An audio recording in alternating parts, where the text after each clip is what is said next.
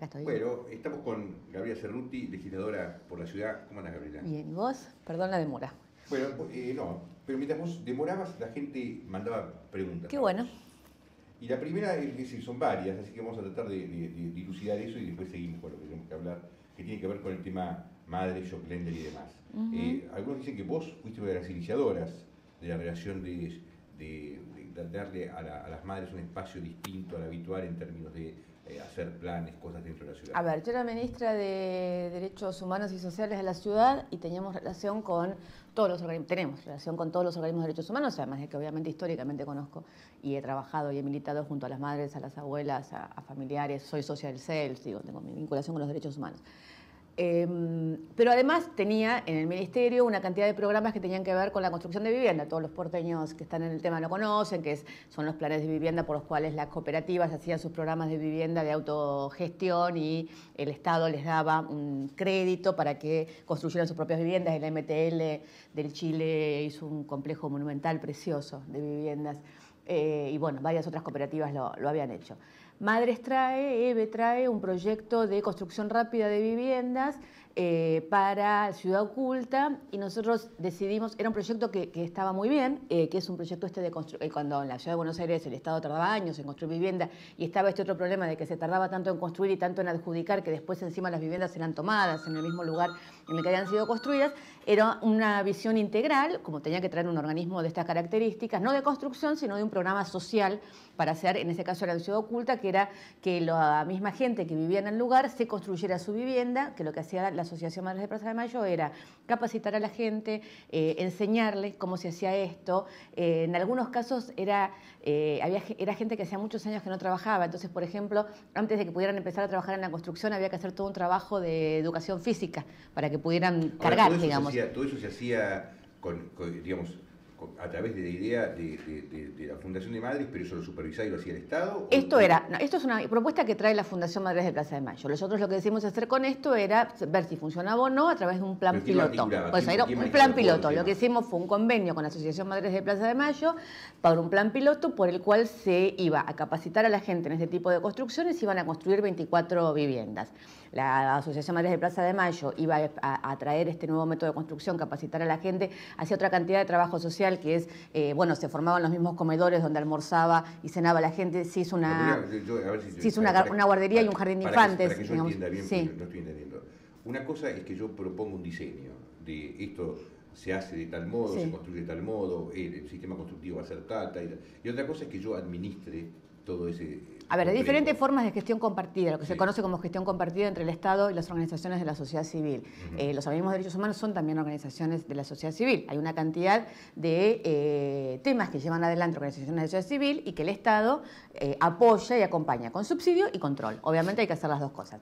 Digo, yo lo que creo es que tiene que tener mucho control y que lo que no se puede es delegar de qué manera o qué generación de políticas hay que hacer en los organismos de la sociedad civil. Yo tengo en este momento una discusión muy fuerte con el gobierno de Macri porque todo lo que es la política de niñez de la ciudad de Buenos Aires se lo delegaron a través de subsidios a ONGs que hacen bien o mal el tema, que algunas son mejores, otras son peores, que algunas vienen trabajando hace mucho el tema y otros son kiosquitos que han puesto algunos para hacer guita, y que entonces le tirás el tema en lugar de vos tomás la decisión de cómo querés que se revinculen a los chicos con sus familias, que se trabaje el tema de la niñez. Entonces las ONGs que están interesadas en participar, las ayudás, las acompañás y ellos tienen vacantes, hacen una cantidad de cosas que el Estado no puede hacer, porque hay una cantidad de cosas que el Estado no puede hacer.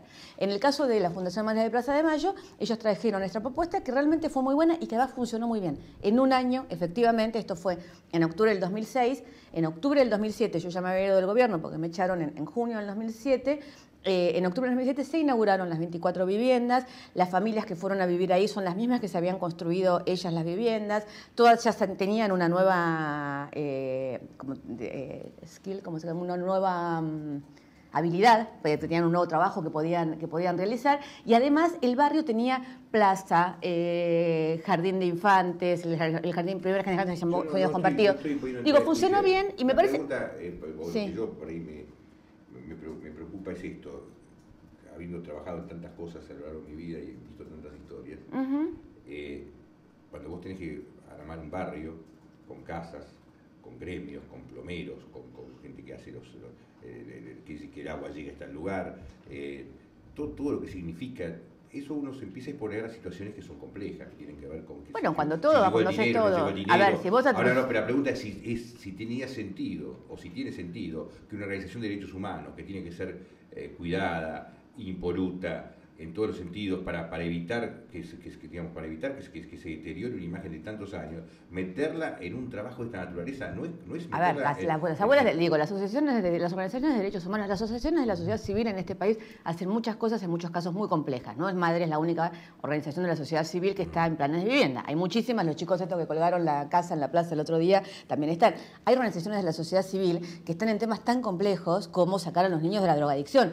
Digo, no es un tema, no es más difícil construir una casa que sacar a un chico de la drogadicción. Es un tema tan complejo como el otro. Hay temas que se hace cargo el Estado, hay temas que se hace cargo el Estado en gestión compartida. Pero una cosa es que vos hagas una sociedad civil que se dedique a construir casas para la gente humilde, y otra cosa es que vos hagas una sociedad que tiene una historia de lucha y demás. A mí me parece que lo de las madres fue absolutamente loable, que en un momento decidieran, a diferencia de otros organismos de derechos humanos, o no, porque el CES también... ¿Eso no debía hacerlo directamente el Estado? ¿Por qué tiene que hacerlo? Algunas sí, otras no. Hay ONGs que trabajan en una cantidad de cosas. Digo, las madres del Plaza de Mayo, como otra cantidad de ONGs, se comprometieron, y a mí me parece absolutamente destacable, y lo hemos destacado durante estos 7 años, y me parece ahora realmente muy desleal de mucha gente olvidarse que durante todos estos años destacamos que las madres de Plaza de Mayo, en lugar de quedarse solamente en la lucha por la memoria y la verdadera justicia de los años 70, decidieran involucrarse en resolver cosas o en ayudar al Estado, en cooperar con el Estado.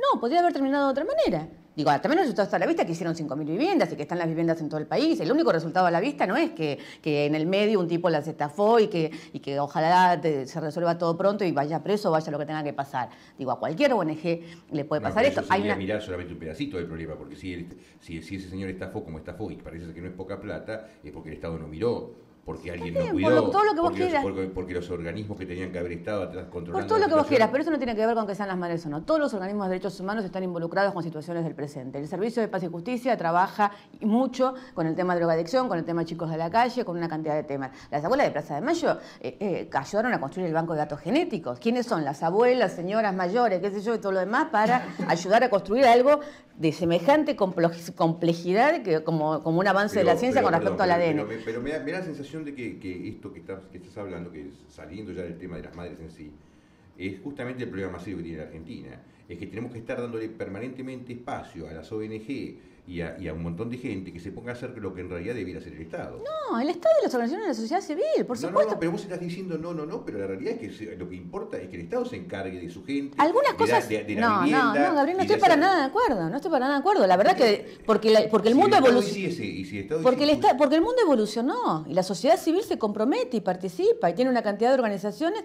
que quieren participar. El Estado, obviamente, lo que tiene que hacer es controlar 10 veces más si son fondos públicos, controlar todo lo que se da y guiar y fijar las políticas. Pero digo, desde los movimientos sociales, todos los movimientos sociales también participan en construir. En este país y en toda Latinoamérica, construyen vivienda. Los movimientos sociales, las cooperativas de trabajadores, las ONGs. Pero todo eso es supliendo la falta del Estado, siempre. No, todo eso es parte de la organización de la sociedad civil. Vamos a suponer, en el caso de Formosa tenés un montón de gente que está sin atención médica. Entonces van los médicos del mundo, Médicos Sin Fronteras, bla. Si el Estado hiciese lo que tiene que hacer, los Médicos Sin Fronteras no tendrían que ir. No, es que serían igual. ¿Para qué van a ir si el Estado hace lo que tiene que hacer? ¿No crees en la sociedad civil?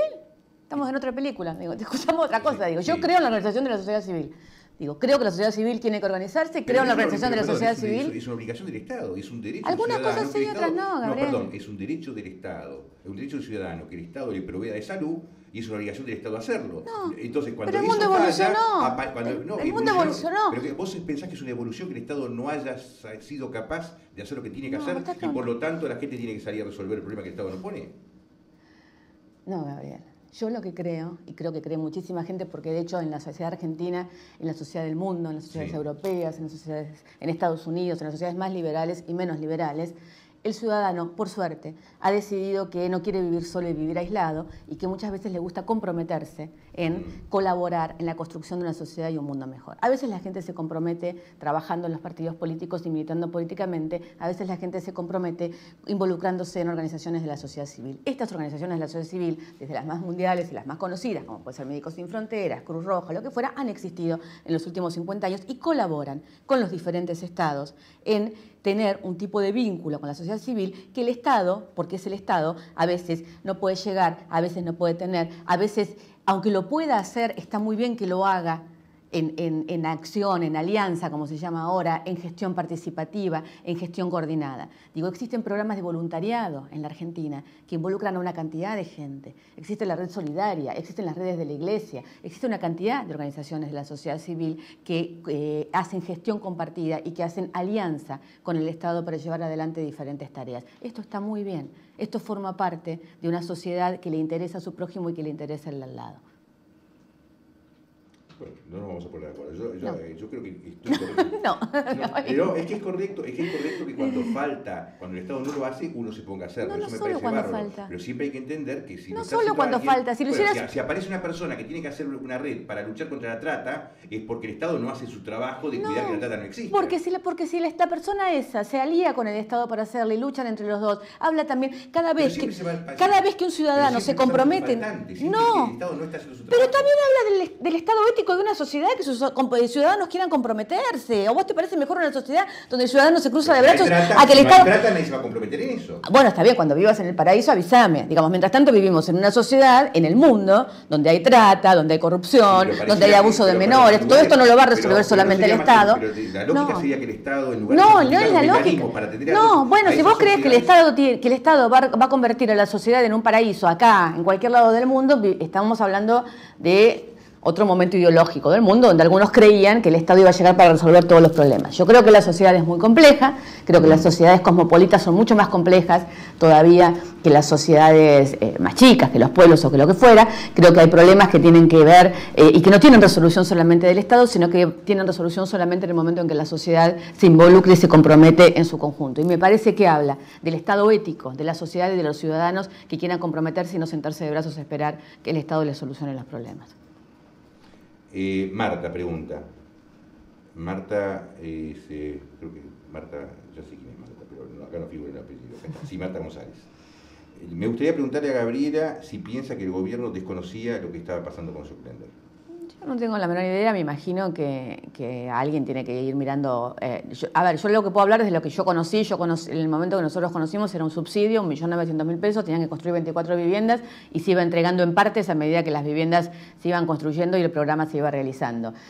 Cosas que tenían que ver con el proyecto, como la construcción de un jardín de infantes, por ejemplo, los docentes eran obviamente del Estado, digamos, era claramente un programa de gestión compartida.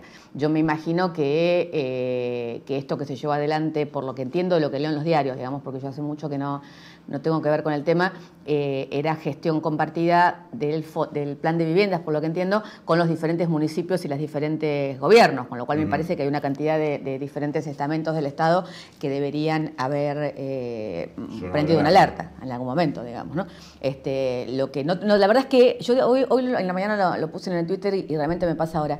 Me parece que hay que se está tratando tan mal el tema que ni siquiera los que queremos de verdad entender qué es lo que pasa y saber qué hay de verdad y qué no, digamos, ¿entendés? Porque yo la verdad es que si Joclender tiene 2 yates o 3, o si se disfraza o lo que fuera, digo, en este momento me parece, creo que Joclender a la justicia y que hagan todo lo que tienen que hacer. Digo, quiero saber estas cosas, ¿las casas se hicieron o no se hicieron? ¿La gente está viviendo en las casas o no está viviendo? Madres, que es que en realidad lo que compete... Pero si Joclender tiene 2 yates, si Joclender tiene una casa enorme, y Joclender tiene un montón de dinero, significa que hay menos casas de lo que tienen que haber. Bueno, o no, o que estuvo como sobreprecios, o que por eso, digamos, sí, pero no alcanzamos a saber. Vos te das cuenta que como estamos leyendo los diarios últimamente, parece que no hubiera ninguna casa hecha, ¿entendés? Digamos, o sea, yo no alcanzo a entender la información que están publicando. Hay como un ensañamiento casi te diría con el tema de enriquecimiento ilícito y vida personal. Yo entiendo todo porque también fui periodista y obviamente es un personaje, es una historia y obviamente cualquier periodista. Igual me da la sensación que esto lo siento desde hace mucho tiempo. El periodismo serio argentino se volvió tan amarillo, ¿no?, que es muy difícil seguir los temas. Yo creo que lo de Libre es absolutamente contraproducente para los que de verdad nos importa conocer la verdad, porque lo que te dan ganas es que se termine el tema pronto, porque si viste, bueno, ya pasan un límite, que que investigue la justicia y que el tema se termine pronto, porque ya hay un límite de cloaca, viste, de una cosa así de que todo es lo mismo y vamos todos a enchastrarnos juntos, así nunca se sabe nada, que me parece que que aún, digamos, esos medios que en realidad lo que quieren es que se sepa la verdad y que se haga justicia y demás, digo, están errando el camino, porque no, así básicamente lo que están generando es un hartazgo de la gente frente al tema. Digo, habla con la gente común, no quiere saber nada más del tema, ya están hartos. Esa es mi sensación. Yo creo que ahora hay que dejar que avance la justicia y para mí el debate es este, si querés. O sea, yo creo que los casos de gestión compartida del Estado, que tienen que ser y que tienen que existir, tienen que ser con mucho control y tienen que ser con fijación de políticas de parte del Estado. Me parece que ese es un gran debate y que hay que tratar de darlo. Ahora, explícame cómo se hace ese debate en el medio de esta cloaca, ¿no? El amigo G. Jalif pregunta, siguiendo el razonamiento de la Cerruti, habría que privatizar la salud, la educación, la justicia y la seguridad. Tiene que ver la privatización con las ONG. Son dos cosas completamente diferentes. Y una cosa son las empresas privadas que siguen el lucro y que siguen la búsqueda del capital y que siguen la búsqueda de ganar más guita, y otra cosa son las diferentes formas en que se organiza la sociedad civil. Cuando los piqueteros pasaron de cortar calles a construir viviendas, fue un paso absolutamente adelante. Cuando los piqueteros se transformaron en organizaciones de la sociedad civil, que armaron cooperativas de vivienda, que armaron cooperativas textiles, que armaron... Digo, si hay un caso de gestión compartida, donde las cooperativas de trabajadores, que también son formas de organización de la sociedad civil, hacen delantales o hacen manteles o sábanas para los hospitales, y el gobierno tiene una ley por la cual se le compra primero a las cooperativas y a las ONG, me parece que es absolutamente saludable. Yo creo que el problema de las ONGs fueron esas ONGs que surgen en los 90 como un invento del Banco Mundial, que mientras el Banco Mundial generaba los planes que generaban la pobreza, te inventaban las ONG como sociedad de beneficencia para trabajar de esa manera. Yo creo que muchas de estas tienen que ver con el gobierno de Macri en la Ciudad de Buenos Aires y esa es una de las grandes discusiones que tenemos. Digo, los 20 centros de gestión de primera infancia no están ninguno en el registro de ONG de la ciudad porque muchos son sellos truchos inventados de amigos o lo que fuera. Este es un problema, hay que tener mucho control del Estado con respecto a esto. Ahora digo, yo creo en la sociedad organizada, no solamente en el Estado, creo en el Estado y creo en la sociedad organizada. Marta pregunta, dice, el gobierno le dio 3 veces más a las madres para vivienda que a la provincia de Córdoba. No tengo la menor idea. ¿Será cierto? No tengo la menor idea. Sí. No me llegó a mí. Dice que están llegando cosas. No, aparte lo que te digo es eso, hay un punto en la información en que ya no sabes qué es verdad, qué es mentira, qué sé yo. A mí me dijeron no de la tapa del libre y dije que es un Photoshop, porque ya no sabés qué es verdad, qué es mentira, qué es Photoshop, qué es montaje. Sí, no tengo idea, me la contaron, no la vi. Sí, pero... yo la vi. No era Photoshop, parece que era cierto, pero ¿qué importancia tiene además? Pero ¿hay alguna necesidad? Derecho a divertirse. Por eso, Diego no tiene derecho a divertirse, no tienen derecho a hacer una fiesta. Digo, es una señora de 80 años que peleó toda su vida, que la pasó horrible, que yo todo lo demás. Ahora resulta que es gravísimo que tenga sentido del humor y que se divierta. Y esto, viste, es parte, eso es lo que te digo. Digo, cuando llevamos a todos los temas a la cloaca, viste, la verdad es que no, de ahí no sale la verdad seguro. Renata dice que vos tuviste problemas con Carlotto.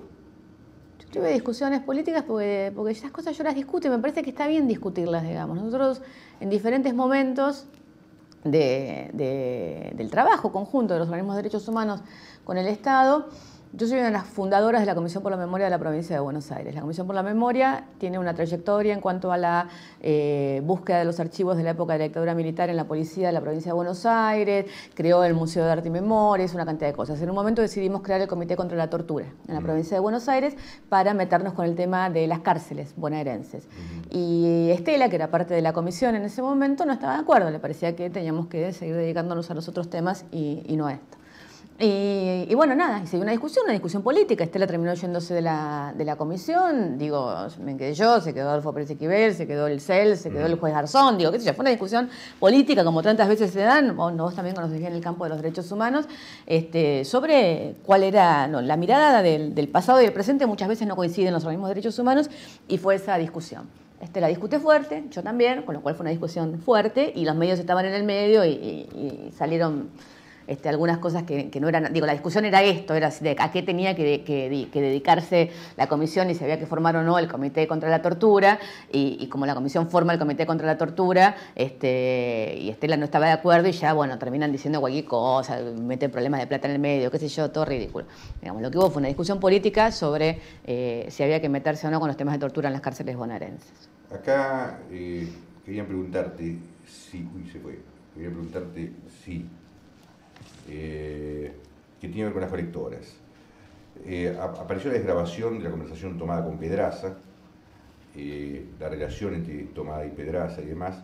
Si estar en esa colectora donde Pedraza es el vice, perdón, Tomada es el vice, si no tiene algo, pues, eso tiene poco de progresista, dice. Ser colectora de esa fórmula tiene poco de progresista. Bueno, sí, los que no les gusta Tomada no les gusta el kirchnerismo en general, con lo cual me imagino que el problema no es la colectora. Pero el kirchnerismo no es Tomada y con la posibilidad de estar... Tomada es, a ver, digo, si tenés mucho problema con Tomada, digo, Tomada fue ministro de Trabajo 8 años de este gobierno, o sea, no es como, viste, digamos, cuando se descubrió al final esta historia de su relación con Pedraza, que no es muy linda, digamos.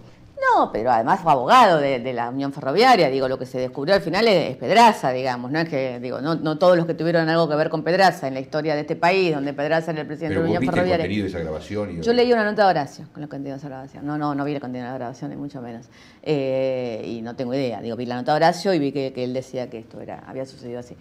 ¿Y qué querés que te diga? ¿Qué Horacio Berbisky? Berbisky. Ah, no, pero tenemos la desgrabación. Ah, no, yo vi una nota de Horacio donde citaba esto.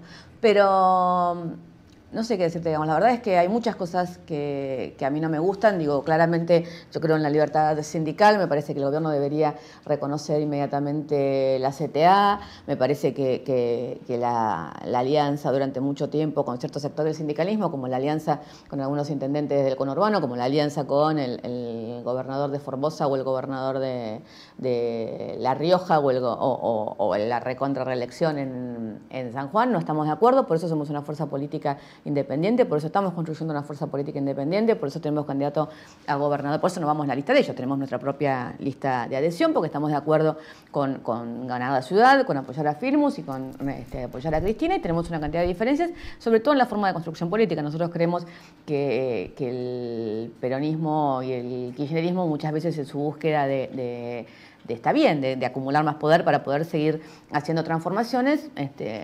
tenemos diferentes límites, y por eso somos una fuerza política independiente. Estamos haciendo una nota donde nos pusimos a averiguar y a medir cuál es la proporción real de progresismo y cuál es la proporción de populismo de derecha que tiene el kirchnerismo hoy, ¿no? Si agarrás las gobernaciones, por ejemplo, y te fijas quiénes son los gobernadores y cuál es su historia. Yo creo que la gran diferencia... Tenés el 65%. Sí, pero no importa eso, pero la gran diferencia con respecto a la historia del peronismo, porque yo soy peronista desde que entré a la política en el 82, y en los 90 nos fuimos con un montón, porque la sensación que tenías en ese momento es que había una historia que cíclicamente se repetía, que es en algún momento vos das la discusión si, tenemos que quedarnos adentro o irnos, si peronistas adentro, peronistas afuera. Ahora, la verdad es que cada vez que llegaban al poder, incluso en los 70, cuando toda la lucha la había dado la izquierda peronista, digamos, cuando llegan al poder son de derecha, con lo cual, esta vez la verdad es que la diferencia enorme que tenemos es que dentro de la lucha que históricamente se da dentro del peronismo, entre los sectores más de centro-izquierda y más de centro-derecha, como se da en el radicalismo, como se da en todos los grandes movimientos, esta vez la centro-izquierda es la que está en la cabeza del proyecto y la que está, porque es la presidenta, digamos. Entonces, a partir de ahí... la discusión es muy diferente. Nosotros también estamos atravesados por discusiones en nuestro mismo espacio de compañeros que se sienten adentro del proyecto, no se sienten ni adherentes, ni parte de... Los 15 o 16 está bien, gobernadores no importa. Son todos de derecha. Sí, está bien. Nosotros, todo el resto son de derecha. Nosotros en Santa Fe vamos a apoyar a Rossi, y con Cielo vamos a ir con una lista aparte, y en Córdoba vamos a ir, y en la mayoría de los países... El presupuesto en su totalidad que se manejan los gobernadores es todo de derecha, digamos. Por eso te dice, si vos lo pensás... No sé qué es un presupuesto de derecha, pero... Y que el presupuesto lo maneja un tipo que es de derecha. ¿En dónde? No sé en todas las provincias. Bueno, pero está bien. A ver, tenemos otro problema. La realidad de las provincias argentinas es la realidad de las provincias argentinas. A nosotros nos gustaría que fuera diferente, pero es eso. A mí no me gusta la reelección de Gioga, pero lo votó el 60% de San Juanino. Entonces es muy fácil desde la capital decir cómo tienen que ser las provincias. Las provincias son las provincias, y nosotros estamos dando la pelea en muchas provincias para que cambie un clima cultural y un clima político que permita... Vos decís es muy fácil decirlo, pero a mí me resultó mucho más difícil decir esas cosas. A mí ya se me complica mucho más si yo critico a Infran, que se me cayó la boca. Así que no es que sea más fácil decir esas cosas desde la capital. A mí me resulta bastante más difícil. Yo lo que te digo es que es muy fácil analizar desde capital, cuando en realidad la realidad de las provincias involucra, entre otras cosas, lo que la gente vota en las provincias. ¿Okay? Entonces, digo, una cosa es la realidad de las grandes ciudades, donde hay una discusión cultural, periodística y todo lo demás, y se vota de determinada manera, y otra cosa es la realidad global de las provincias. A mí me decís hoy, en la capital federal jamás podrías tener a alguien que vaya por la reelección, y sin embargo saca el 60% de los votos en San Juan. Nosotros en Tucumán, Estela Maris Córdoba, la escuchás, lo que dice de Alperovich, lo que piensa de Alperovich, yo creo que, por eso yo creo que es tan importante el fortalecimiento de nuestra fuerza política, no por ombliguismo, sino porque creemos que lo que hay que garantizar es la continuidad de este modelo ahora, en el 2011 y después del 2015, y que hay una pelea sin duda te diría ni siquiera con la derecha y la izquierda, con el conservadurismo provincial, digamos, ¿no? Con la vieja estructura del conservadurismo provincial. Te doy un ejemplo que conozco bien, que es el de Formosa. Gildo Infran no solamente mantiene el poder gracias a un sistema horrible que tiene de no dar documentos, de dar documentos al que le conviene, al que no quiere no se los da. Hay 10.000 personas que no tienen documentos. Vos sabés que en la provincia de esa se gana por 10 o 15.000 votos.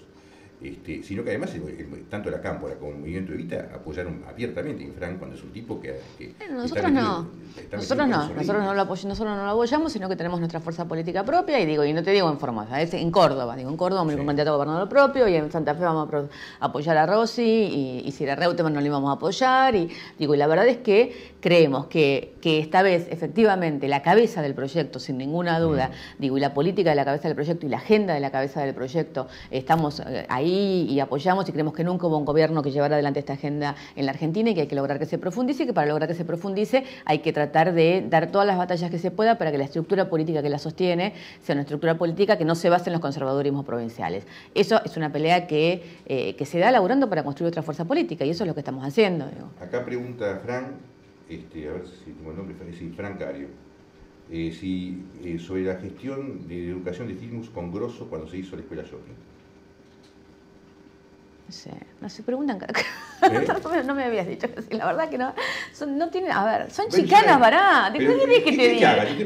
Bueno, pero ya está, seamos serios. A ver, Filmus era, ¿vos sabés quién es hoy el director de educación de la Ciudad de Buenos Aires? No. Bueno, nadie lo sabe. Filmus era el director de educación de la Ciudad de Buenos Aires en la gestión de Grosso. Era un técnico del Partido Justicialista de la Ciudad de Buenos Aires, que porque era el especialista en educación tenía un cargo de tercera línea ahí. La escuela shopping la hizo Grosso con Macri, porque el socio de Grosso en la Ciudad de Buenos Aires es Mauricio Macri. Lo fue en aquel momento y lo es ahora, y el jefe de campaña. En aquel momento no era Mauricio, era el otro Macri. Era Mauricio también, el que recorría la Secretaría de Hacienda. Yo escribí el libro y abrí con todos. El que le recorría la Secretaría de Hacienda, el que iba y se sentaba con los funcionarios a decirle lo que había que hacer y lo que no había que hacer, era Mauricio, que en aquel momento era el presidente de Sideco.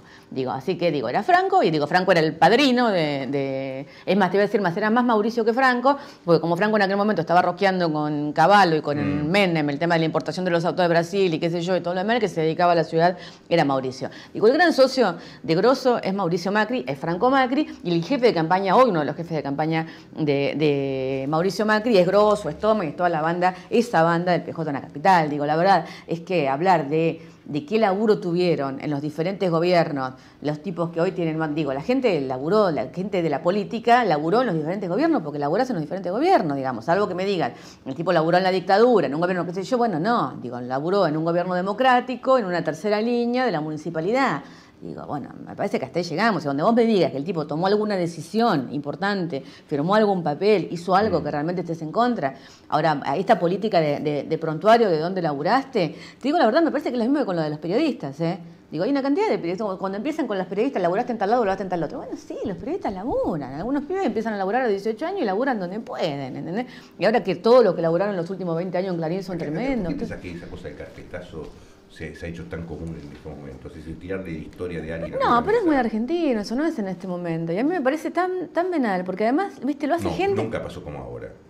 Pasó siempre. No, lo del carpetazo así, no, una cosa que no tiene algún periodista como Berbisky que tiraba carpetazos todo el tiempo. Estoy hablando de que la gente común tira carpetazo, la gente común te habla de lo que hizo tenés gente que por Twitter te dice, pero mirá que Grosso hizo esto, o que el otro hizo aquello. Es decir, me parece que es una cosa que... Yo creo que lo que cambió ahora es que se hace con respecto a los periodistas también.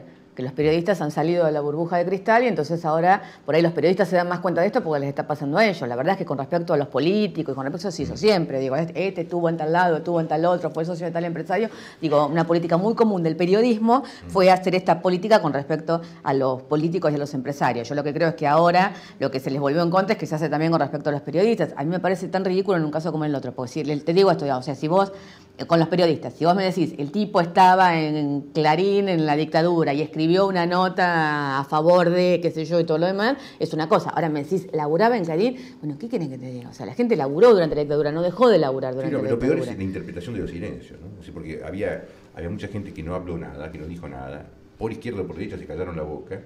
Resulta que se cayó la boca desde la izquierda está perdonado y el que se cayó la boca y es de derecha no está perdonado cuando los dos se cayeron la boca igual. Hay como una interpretación hasta del silencio. Yo creo que hay una gran discusión y que es el gran tema del momento y me parece maravilloso sobre la responsabilidad civil en la dictadura.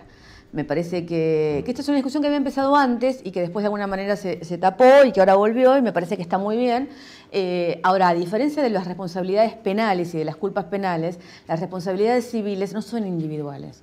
Las responsabilidades civiles tienen que ver con momentos en la sociedad y cómo actúa determinado grupo de la sociedad, sobre todo grupos dirigentes, porque obviamente no tienen la misma responsabilidad. Son responsabilidades, no culpabilidades. No, digo, cuando cuando estudias la teoría de la culpa de Jasper, vos tenés la responsabilidad penal, después de un genocidio, de una tragedia histórica, tenés la responsabilidad penal, que son los tipos que tienen que ir presos porque violaron el código penal, en delito de lesa humanidad o no, digamos, pero tienen que ir presos. Después tenés la responsabilidad colectiva, que son responsabilidades, y tampoco se diluyen en todos, pero sí es la iglesia, la justicia, los medios de comunicación, ¿entendés? O sea, con las excepciones, pero ¿qué hicieron? Y después tenés obviamente la responsabilidad moral, que es todos fuimos parte de una sociedad donde se cometió un genocidio con la sociedad mirando para el otro lado, digo, ¿no? Esa es una responsabilidad moral que la sociedad argentina va a tener que procesar de alguna manera y por eso todo esto todo esto tan feo que está pasando con las madres para mí ataca directamente ahí, digamos, ¿no? Pero me parece que son cosas distintas. Yo te digo, a mí me pasa con el tema de los periodistas. Yo soy amiga de muchos periodistas que en este momento están tremendamente cuestionados por el espacio político al cual yo pertenezco. Y no me confundo, no me equivoco, ¿entendés? Porque no es que, muchos periodistas de Clarín, Julio Blanc, Eduardo Van der Kolk, son los únicos que le abrían la puerta al tema de derechos humanos en el 83, no es porque hicieron eso en ese momento, va a estar bien lo que hicieron ahora. La única carta que se publicó en 1978, firmada por Sábato, Fernández Long, Borges, Mariana Walsh y Constantini, que la hice yo con el señor Enrique Stein. Se la llevamos a Joaquín Morales Solá y él la publicó en Clarín. Por eso hay mucha gente que tuvo gestos y que tuvo gestos en algunos casos heroicos, porque sabemos que por ahí un pequeño gesto era heroico en aquel momento, y no por eso es mejor ni peor lo que están haciendo ahora, como hay otros que ahora están con cierto discurso y qué sé yo y todo lo demás, y tampoco es más sacarle el prontuario, ¿entendés? Porque no estuvieron siempre donde tenían que estar. Y bueno, ¿y quién es cada uno para medir eso, digamos, ¿no? Bueno, vamos un poco a la ciudad, que es el tema Vayamos. Que por ahí más interesa para la gente que tiene que votar ahora. ¿Y para qué me hiciste hablar toda esta hora? Esto para empezar a calentar okay. Las turbinas. Desde Cromañón para acá quedó clarísimo que hay lo que en su momento Ibarra llamó focazo de corrupción.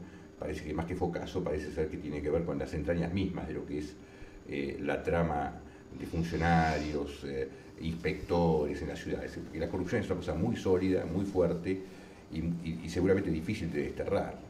¿Cómo pensás vos que eso puede sacarse, evitarse, eliminarse? Porque no solamente costó vidas, como costó en Cromañón, sino que está costando dinero, esfuerzos, las cosas no funcionan. Sí.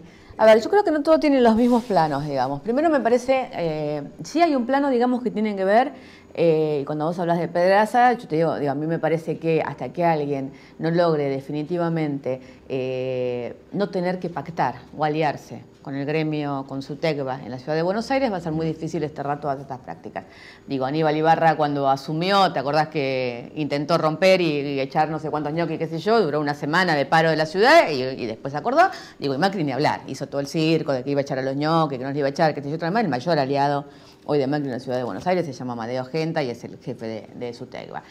Eso maneja un entramado y una trama que te digo, a veces hasta para los que fuimos funcionarios, no la encontrás, digamos, no te das cuenta, digamos, es muy difícil llegar al fondo de esa trama. Digo, esto es una cosa y me parece que tiene que ver con ser capaces de meterse efectivamente con esa cultura del viejo sindicalismo, de formar parte de los negocitos, digamos, ¿no? De los negocitos, pero que son negocitos que le cuestan muchísimo dinero al Estado.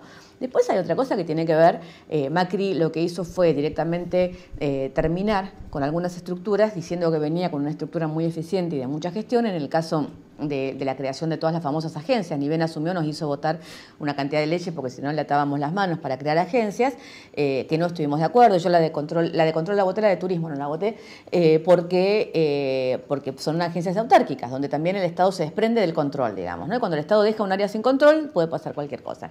En el caso de habilitaciones, en el caso de la agencia de control, además puso ahí a toda la banda de los punteros de Boca, la verdad es esto, digamos, ¿no? O sea, el tipo venía con la eficiencia, la nueva política y qué sé yo, y vos ves de lo que es el Estado de la Ciudad de Buenos Aires y donde no está la banda de la barra brava de Boca y del comedor y el buffet de Boca. Pero eso que usa de los punteros que me parece horrible, sí, hizo Macri, también lo hizo Ibarra.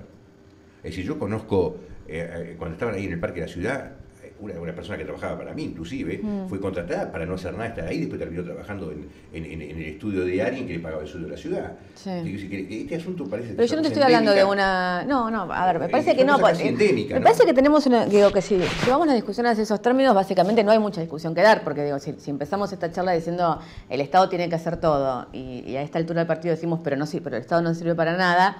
Digo, la pregunta que te hice en todo caso es cómo hacer para limpiar eso. Bueno, yo lo que te digo es, primero, estos no son casos individuales. Si vos conoces un ñoqui, yo por ahí también conozco uno, qué sé yo, digamos, pero no es un problema de casos individuales, digo, es un caso de políticas globales, digo. Sí. Obviamente, la política de habilitaciones y de controles y de todo lo demás de Ibarra, que le explique él, digamos, y bastante la tuvo que explicar en el juicio político y en donde fuera, digamos, con lo cual es su problema. Yo te hablo de lo que yo conozco, que es lo que hizo Mauricio Macri, que venía con otra propuesta a la Ciudad de Buenos Aires y que no tiene que ver con que si puso un amigo o puso un puntero. El tema es que si vos en esas áreas no pones profesionales y no pones mecanismos de auditoría y de control, te termina pasando esto. No importa si el tipo es un amigo o es un pariente. El tema es que no es un profesional, que no ingresó ahí por concurso, que no está bien pagado y que no tiene mecanismos de auditoría y de control que hacen que alguien, todo el tiempo en el Estado, alguien tiene que estar supervisando a alguien. Todo el tiempo en el Estado tiene que funcionar el mecanismo de auditoría. La Ciudad de Buenos Aires tiene un mecanismo de auditoría que es casi como el juicio de residencia de los virreyes. Cuando los tipos se van o cuando terminan la gestión, ahí auditás. La verdad es que si vos no tenés un mecanismo de auditoría concomitante, que es que a medida que va sucediendo la gestión vos puedas ir auditando, te encontrás con estas cosas. Pero en la Ciudad de Buenos Aires en particular, yo lo que noto en los años de gestión de Macri es que, a diferencia de eso que te hablaba antes de los negocios chiquitos, lo que hay son los grandes negociados, digamos, ¿no? Nosotros votamos una ley que tenía que ver con la habilitación de las piletas y los natatorios, cosa que tenía que controlar, obviamente, la agencia de control. Al año nos vienen con un decreto de necesidad de urgencia para suspender esa ley. ¿Por qué era? No era por los clubes, era porque las empresas constructoras no querían tener que poner en la construcción de sus piletas, en los edificios, digamos, el vestuario, el lugar para el bañero, la enfermería y las cosas que te piden la ley que lo hicieran. Entonces el Estado nunca había habilitado ninguna pileta, nunca había controlado ninguna pileta y cuando ya se le venía un escándalo con el tema, lo que hace es suspender la ley, digamos.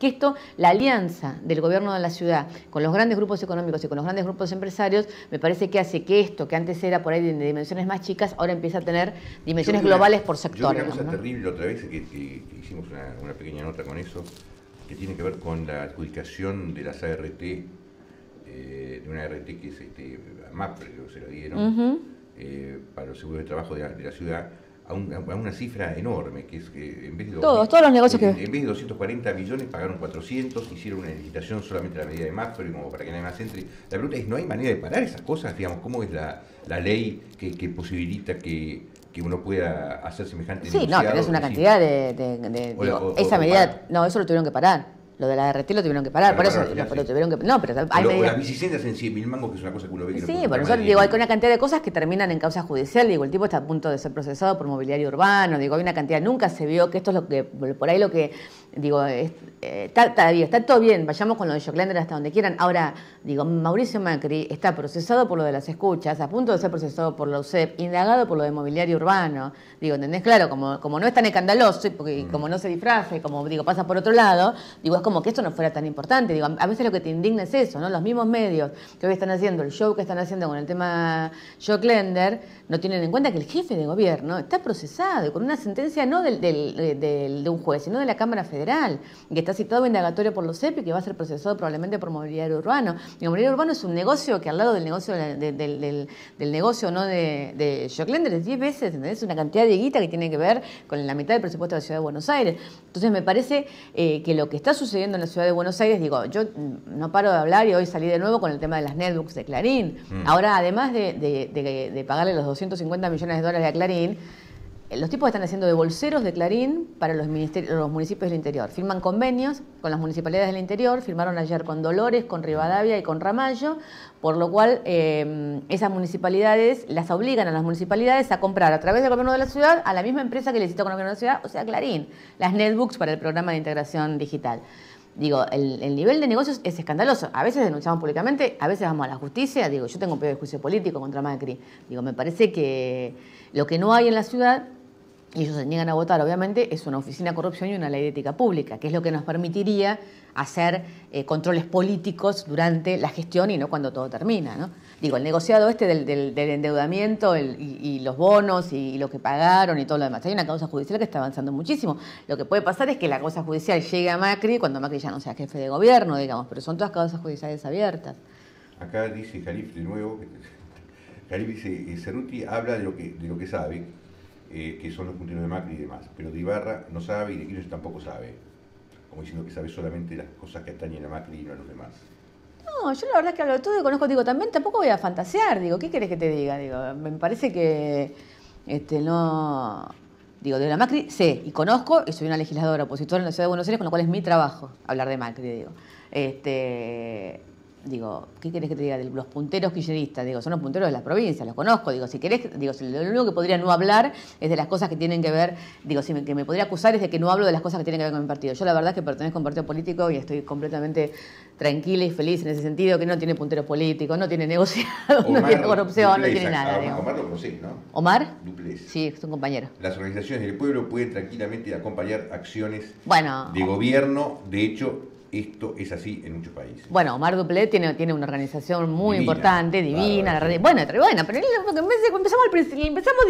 discutiendo esto. Vos te pones a mí como que es blanco y negro. Yo lo que estoy diciendo es que yo mismo estoy haciendo cosas que no tendría que hacer en mi vida, que es estar peleando por los pobres, que eso tendría que hacerlo. ¿Por qué no lo vas a hacer? Lo vas a hacer porque es tu conciencia moral. No me estás entendiendo porque no me estás escuchando. Yo lo hago porque el Estado no lo está haciendo. Si el Estado lo hiciese, yo me quedaría en casa tranquilo y los indios vivirían bárbaro. Es cierto, buscarías otra causa ética.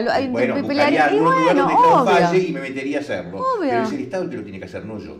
Es el Estado el que tiene que darles el agua. No tengo que yo salir a pelear por el agua de los indios. Muy bien, ¿Está claro? Está bien. Yo también creo que el Estado tiene que darles el agua y todo lo demás. Pero también me parece... Está bien, pero vos no solamente peleas. Digo, Omar no es que solamente pelea o critica. Digo, Omar lo que hace en determinado momento es armar una organización civil que hace esta cantidad de cosas, que tiene cooperativas, que tiene centros culturales, que tiene una red... Eso se llama la autonomía relativa en los sistemas cualquier sistema orgánico, ya sea las hormigas o lo que sea, todo el mundo tiene lo que se llama la autonomía relativa.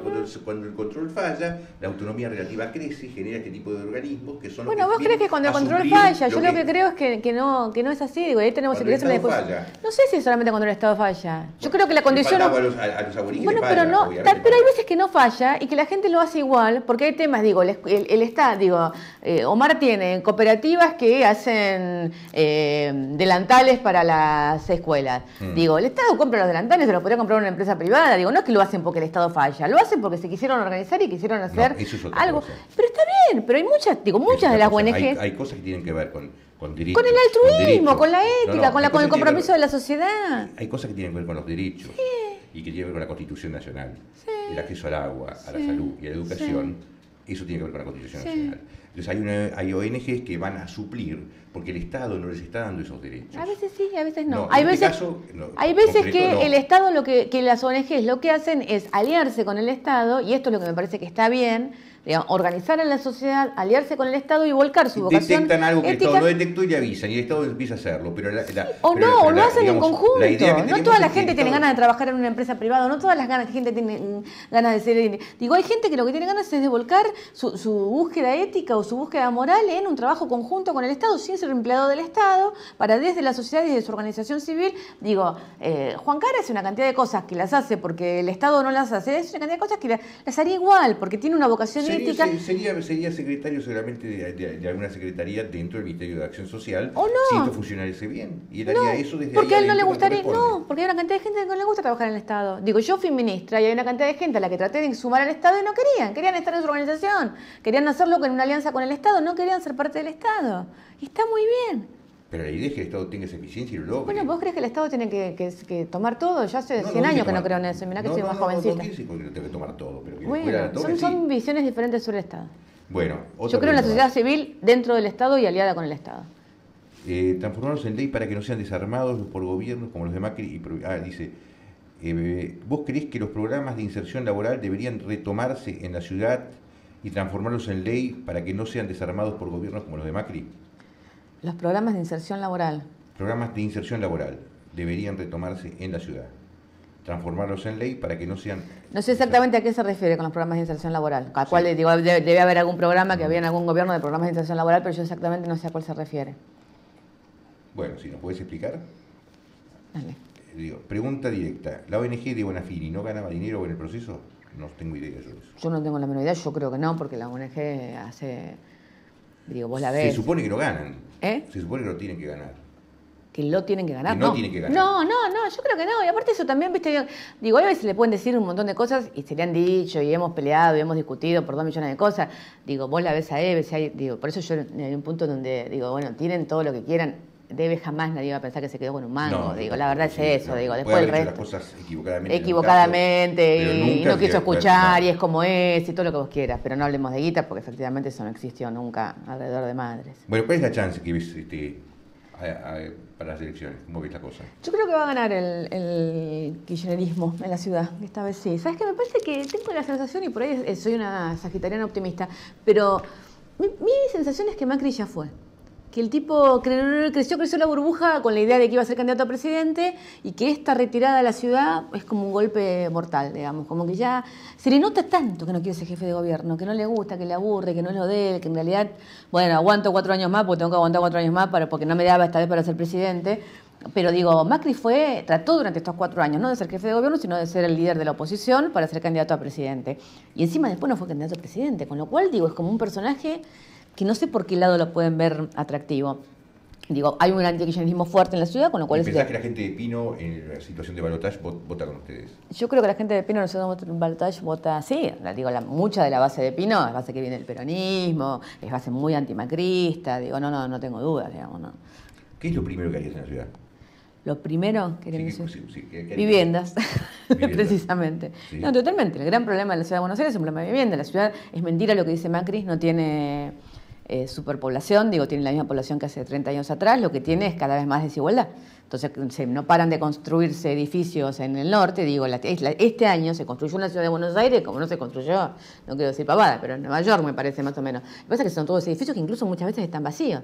Entonces, tenés que poner una renta a la vivienda ociosa, con esa renta construir viviendas sociales, tenés que poner la obligación de que las empresas que construyen vivienda de lujo construya vivienda social como puerta de la habilitación para que construya, tenés que construir mucha vivienda social, porque una vez que la familia tiene un lugar, la vivienda organiza la vida comunitaria y la vida familiar, esto es así, digamos, ¿no? Es muy difícil y te lleva 10 veces más esfuerzo todos los programas que tengan que ver con la salud o con la educación o con lo que fuera en la villa, porque no tenés agua, porque no tenés calefacción, porque el chico va al centro comunitario y le dan la vacuna y llega a la casa y tiene frío y se enferma. Entonces, la vivienda es el gran organizador, en realidad, de la comunidad para poder después llevar adelante todos los otros planes que tienen que ver con la inclusión, ¿no? Gracias, Gabriela. Gracias a vos.